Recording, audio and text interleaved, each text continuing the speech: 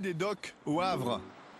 C'est difficile à imaginer. Sur ce parking des mois, il y aura une cité universitaire flambant neuve, avec une centaine de chambres.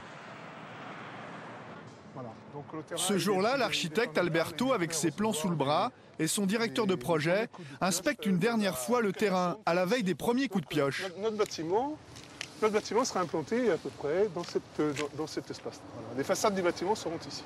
Donc, à écouter l'architecte, c'est un bâtiment de standing qui va bientôt sortir de terre. Les logements disposeront de terrasses prolongées sur l'extérieur et donnant directement sur le bassin et plus loin vers la mer. Mais à y regarder de plus près, cette cité est juste une superposition de containers. Des containers en tôle identiques à ceux qui s'empilent par milliers dans le port du Havre. Dans le monde, il y en aurait 20 millions à l'abandon, bons pour le recyclage. Le Havre compte leur offrir une seconde jeunesse pour régler la question du logement étudiant. Car en France, c'est un vrai problème. Les étudiants sont à la recherche d'un toit. Rien qu'au Havre, il manquerait plus de 300 chambres. Alors les étudiants qui ne résident pas dans la cité universitaire doivent se loger à des prix exorbitants, comme dans cet immeuble du centre-ville. Internet, c'est de la merde ici, quoi. Nicolas, 19 ans, est en BTS audiovisuel. Il loue cette chambre de 9 mètres carrés pour 300 € par mois. Il n'a pas vraiment le choix. Je peux rien y faire, par exemple. Voici ma super douche avec mon super G, par exemple.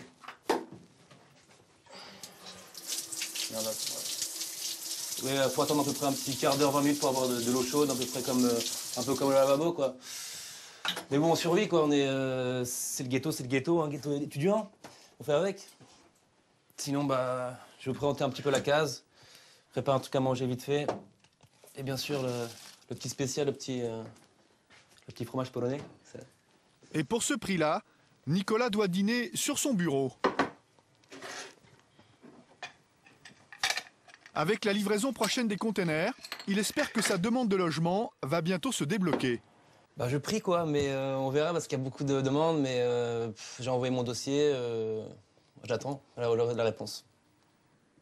Le studio en tôle dont il rêve, il est encore en chantier, dans une usine de transformation. Sur le port du Havre, en effet, les containers sont poncés, repeints, puis aménagés avec des ouvertures et une isolation thermique. En 3 semaines, le résultat est impressionnant. Il y a quelques jours, celui-ci transportait encore des marchandises. Aujourd'hui, il est... Pour faire la promo du container, la mairie en a installé un comme studio témoin au salon de l'étudiant. Dès l'ouverture, on retrouve Nicolas ce jour-là avec son ami Antoine. Visiter. Ça devant. Non, par contre, c'est bon. Quand t'es à chaud, là, je crois. Une salle de bain indépendante, tout confort. 25 mètres carrés au total, c'est 3 fois plus grand que chez lui, pour le même prix, 300 €. Alors tout de suite, c'est le coup de foudre. Confort, quoi. Ça va. Vous imaginez déjà, là? Ah, franchement, ouais, là, le petit conteneur, quoi, la petite vie. Le petit docker, quoi. Ah, franchement, bien. Mais c'est mieux d'habiter ici ou dans l'appartement du Havre? Ah bah ici, sans aucun doute, quoi. Non, j'ai carrément mieux ici, franchement. Le paradis, quoi. Pour un étudiant, je pense, 27 mètres carrés comme ça, dans un conteneur en plus, vachement cool, quoi. D'accord, ça va.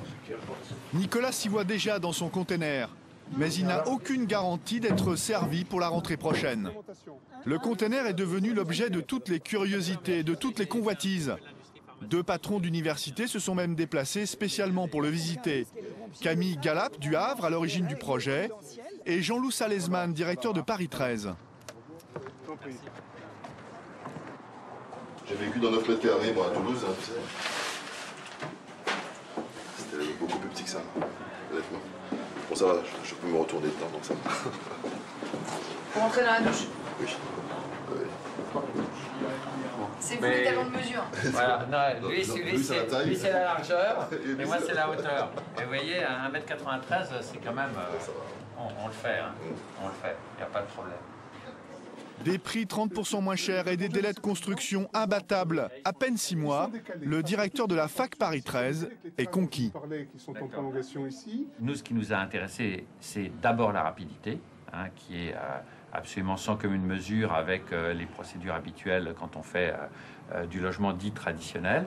Et puis ensuite les coûts, bien entendu, pour une surface qui finalement est plus grande que la surface que l'on a habituellement dans les logements étudiants ou dans ce qu'on nous a proposé traditionnellement. Pour un campus de 100 chambres, il faut désormais compter 3 500 000 € grâce au recyclage des containers. Cette idée étonnante ne vient pas du Havre, mais des Pays-Bas. En 10 ans, le centre-ville d'Amsterdam est devenu inabordable pour les bourses étudiantes.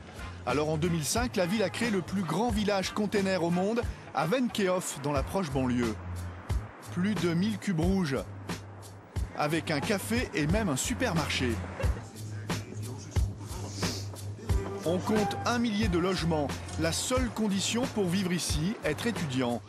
Il y a des cordons bleus, des joueurs addicts, des couples. Et Joshua, 24 ans, étudiant en fac de psychologie. Il habite ici depuis déjà 5 ans. Une cité en container, certes, mais bien protégée. L'université est située à 20 minutes en vélo. Joshua court le matin. À midi, il le passe dans son container de 24 mètres carrés, où l'ambiance est plutôt cosy. Des petites lumières au parquet, il a soigné tous les détails. Ce soir-là, Joshua organise un apéro avec des copains. Hein habite lui aussi dans la cité container. Viens, rentre. Comment ça va? Ah, il y a quelqu'un d'autre. Wendy, elle n'est plus étudiante. Mais elle ne rate jamais une occasion de revoir ses amis qui habitent dans ces drôles de cubes. Tu veux boire quelque chose? Du thé? Ok. Alors, comment ça va? Combien de personnes tiennent ici? J'ai fait une fête pour mon anniversaire l'année dernière et on était environ 35. Ici? Dans un container? Il y avait 35 personnes? Oui, oui, juste dans un seul, 35. Vous étiez collés? Cela fait 5 ans que cette cité existe et pourtant elle intrigue toujours. Wendy se souvient très bien de sa première visite. Je dois dire que quand je suis entrée ici pour la première fois, je me suis dit c'est hyper sympa, mais où est-ce qu'il dort?